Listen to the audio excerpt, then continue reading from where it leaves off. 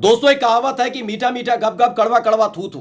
कुछ इसी तरह के हालात भारतीय जनता पार्टी के हैं। हाल ही में आपको याद होगा कि 2019 के एक लोकसभा चुनाव के बयान को लेकर राहुल गांधी पर एक केस दर्ज किया गया था। आनन फानन में उसकी सुनवाई शुरू की गई और उसके बाद उसका परिणाम भी जल्दी आ गया। उन्हें दोषी करार दिया गया और जैसे ही दोषी करार दिया गया, लोकसभा अध्यक्ष को इतनी जल्दबाजी थी कि दूसरे ही दिन राहुल गांधी की संसद सदस्यता को खत्म कर दिया गया। और उससे भी ज्यादा जल्दबाजी इस बात की थी कि जैसे ही सदस्यता खत्म हुई, उसके तुरंत बाद ही उनका जो दिल्ली में सरकारी आवास एक सांसद के तौर पर मिला हुआ था, उसे खाली करवा लिया गया।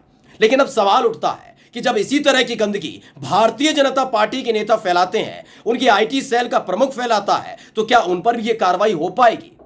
यह सवाल इसलिए जरूरी हो जाता है क्योंकि अब कांग्रेस बख्शने के मूड में नहीं है। इस बार फंदे में फंस चुके हैं बीजेपी आईटी सेल के अध्यक्ष अमित मालवीय और एक मामला दर्ज हो गया है भारतीय जनता पार्टी के राष्ट्रीय अध्यक्ष जेपी नड्डा पर। नमस्कार, मैं हूं प्रज्वल गौतम और आप देख रहे हैं द कंटा।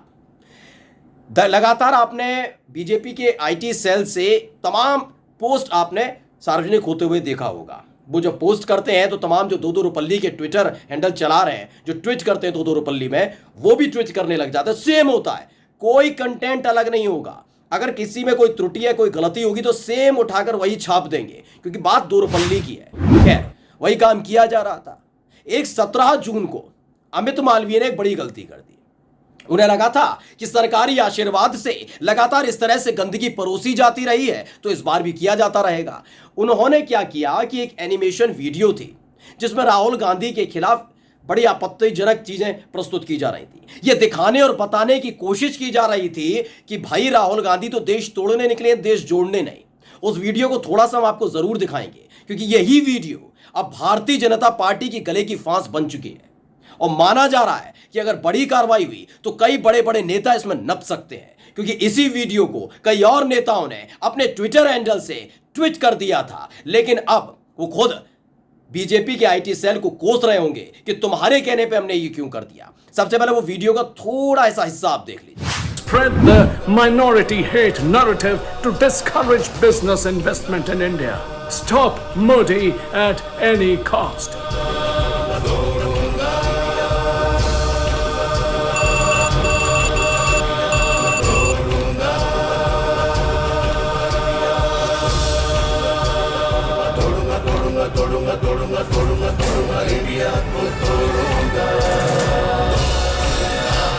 तो दरअसल इंडिया देश ही नहीं है, यूनियन ऑफ डिवाइडेड स्टेट्स है।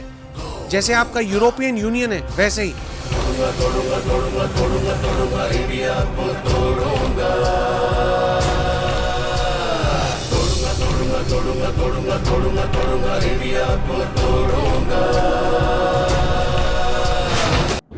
दरअसल अमित मालवीय ने इसे ट्वीट किया था और अमित मालवीय ने इसे 17 जून को जब ट्वीट किया था, उस दौरान लिखा था कि Rahul Gandhi is dangerous and playing an indigenous game.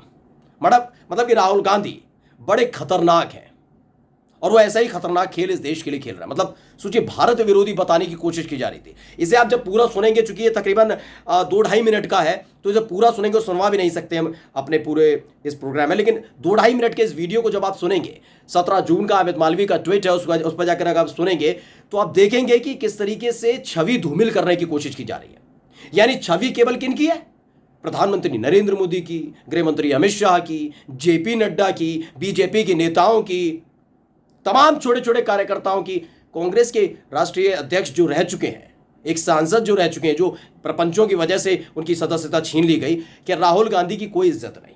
उनके बारे में आप कुछ बोलिए, सोनिया गांधी के बारे में कुछ बोलिए, प्रियंका गांधी के बारे में गंदगी फैलाइए, आप कुछ भी बोल सकते हैं। सोचिए, लेकिन इस बार फंस गए हैं और बुरी तरीके से फंसे हैं। यह बात अब बीजेपी भी अच्छी तरीके से समझ चुकी है। वो बताएंगे कैसे, लेकिन इस पूरे मामले को लेकर कैसे फंसे वो समझ लीजिए। दरअसल इस मामले को जब इसको ट्वीट किया उन्होंने, उसके फौरन बाद प्रियांक खरगे हैं, उन्होंने जेपी नड्डा और अमित मालवीय के खिलाफ शिकायत दर्ज करा दी है। इसे एबीपी ने खबर छापी है और जो लिखी है वो पढ़ के बता देते हैं कि प्रियांक खरगे ने कर्नाटक में जेपी नड्डा और अमित मालवीय के खिलाफ दर्ज कराई शिकायत। राहुल गांधी से जुड़ा है मामला। आईटी प्रमुख, इन्होंने नहीं लिखा आईटी प्रमुख अमित मालवीय ने, इन्होंने नहीं बताया कि बीजेपी के आईटी प्रमुख अमित मालवीय ने 17 जून को ट्विटर पर एक वीडियो शेयर की थी। इसी वीडियो को लेकर अब कांग्रेस ने कर्नाटक के एक पुलिस थाने में शिकायत दर्ज कराई है और जो कहा है उन्होंने वो हम आपको पहले पढ़कर बता देते हैं और फिर आपको सुनवाएंगे कि क्या कहा प्रियंक खरगे ने। उन्होंने कहा कि लंबे समय से बीजेपी के आईटी हैंडल जहर उगल रहे हैं और झूठी खबरें फैला रहे हैं, और इसी को लेकर प्रियंक खरगे की तरफ से शिकायत अमित मालवीय के एक एनिमेशन ट्वीट पर की गई है। और उन्होंने क्या कुछ कहा पहले सुन लीजिए। See, for long, the BJP IT handles have been spewing venom, have been spreading communal disharmony, and are spreading false news. So it's high time that these people need to be reined in, including their IT head. And whatever he's put up on June 17th is highly malified, and we are going to take action against that. So we have lodged a complaint today. Myself and Mr. Ramesh Babu, my co-chairman, have registered a complaint today, and we will take it to the logical end. We'll tackle this legally. तो प्रियंक खरगे ने एक बकायदा शिकायत दर्ज कराई है जिसमें भारतीय दंड संहिता की धारा 505(2), 153(a), 120(b) और 34 और कानून के अन्य प्रावधानों के तहत केस दर्ज किया गया है। इसमें साफ तौर पर प्रियंक खरगे की तरफ से कहा गया कि राहुल गांधी कांग्रेस पार्टी की छवि धूमिल करने का प्रयास लगातार किया जा रहा है। आप सोचिए कि किसी भी चुने हुए सांसद, एक पार्टी के एक जो पूर्व राष्ट्रीय अध्यक्ष रह चुके हैं, उनके खिलाफ आप कुछ भी बोल सकते हैं। इस वीडियो को आप देख लेंगे तो आप खुद ही कहेंगे कि सत्ता में अगर बैठी हुई है भारतीय जनता पार्टी तो कानून अपने हिसाब से चलाने का काम कर रही है।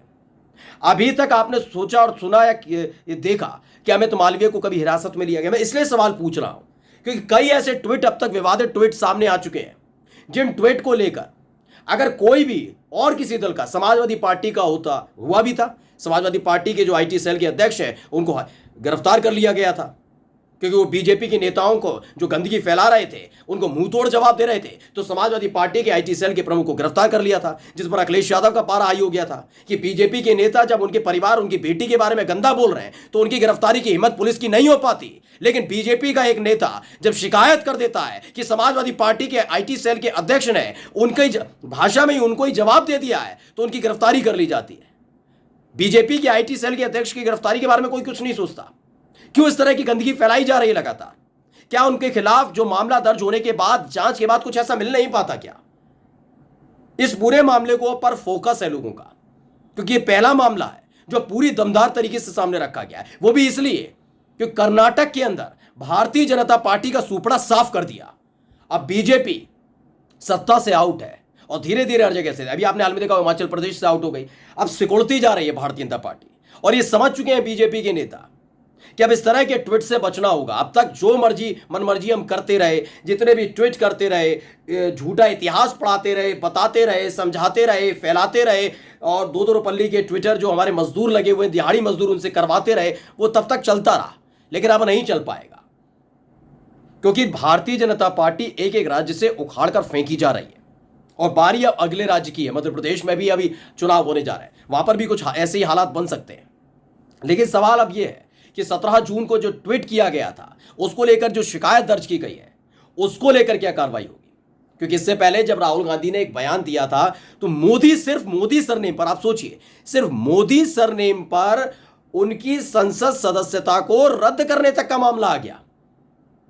उनको दोषी करार दिया और संसद सदस्यता रद्द कर दी गई। लेकिन दूसरी तरफ खुद राहुल गांधी के बारे में उन्हें राष्ट्र विरोधी घोषित किया जा रहा है। ये पूरी वीडियो अगर आप देखेंगे उस एनिमेशन के माध्यम से तो आप देखेंगे कि कैसे उसमें बताया जा रहा है कि वो तो अलगाववादी नेताओं से मिले हुए हैं, वो तमाम जो हमारे देश के जो विरोधी देश हैं उनके साथ मिले हुए हैं। उसमें एक पीछे से गाना बजता है कि भारत तोड़ो, भारत तोड़ो। ये किस तरह की मानसिकता के लोग हैं और इस तरह की मानसिकता को कब तक प्रचारित किया जाने दिया जाएगा? वो भी इसलिए कि सत्ता का संरक्षण मिला हुआ है। ये सवाल उठना लाजमी है। फिलहाल भारतीय जनता पार्टी के तमाम धुरंधर बुरी तरह से फंस चुके हैं। नमस्कार।